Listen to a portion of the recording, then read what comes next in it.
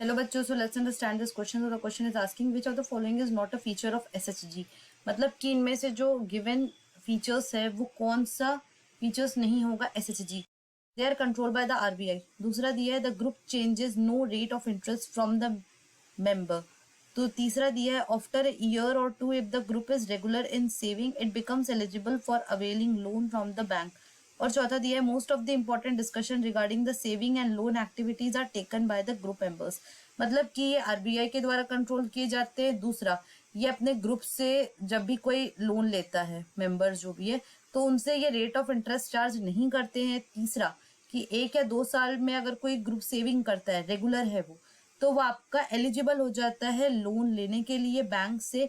और चौथा, कि जितने भी इंपॉर्टेंट डिसीजन होती है, चाहे वो सेविंग्स से रिलेटेड हो या लोन एक्टिविटीज से रिलेटेड हो, वो आपका ग्रुप मेंबर सब मिलके लेते हैं। तो चलिए इसके ऑप्शंस की ओर देखते हैं।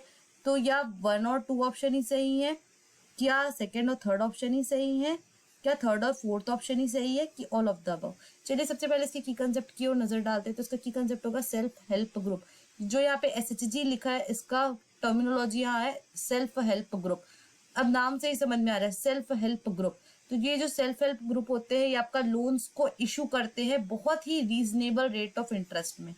और ये आपका म्यूचुअल हेल्प ग्रुप होता है जो कि एक दूसरे को सपोर्ट प्रोवाइड करते हैं। ये आए ही इसलिए है साथ में ताकि ये अपनी इकोनॉमिक इश्यूज को सॉल्व कर सके और इनकम को अर्न कर सके। सो यहाँ पे क्वेश्चन क्या बोल रहा है, यहाँ पे क्वेश्चन ये पूछ रहा है कि इनमें से कौन सा गिवन फीचर नहीं है एसएचजी का।